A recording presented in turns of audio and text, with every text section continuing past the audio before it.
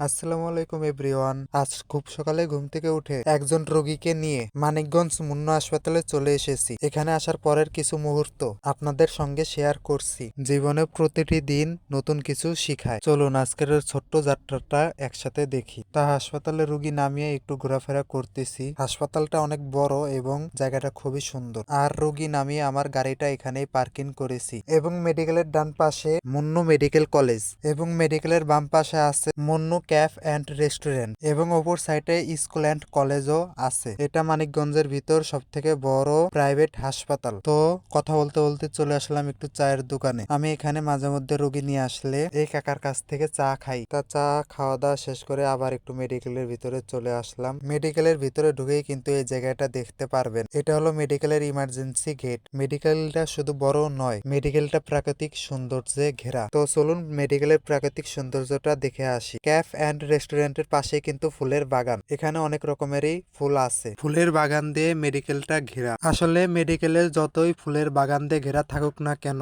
হাসপাতাল এমন একটি জায়গা যেখানে কেউ শখ করে আসে না। কেউ ব্যথা নিয়ে আসে, কেউ আবার আশা নিয়ে আসে। আল্লাহ যেন সকল রোগীকে সুস্থ করে দেন। সবার কাছে একটি অনুরোধ, নিজের এবং পরিবারের স্বাস্থ্যের যত্ন নিন। সবাই ভালো থাকুন। আবার দেখা হবে পরের ভিডিওতে। আর হ্যাঁ, নামাজ কিন্তু অবশ্যই পড়বেন। আল্লাহ হাফেজ।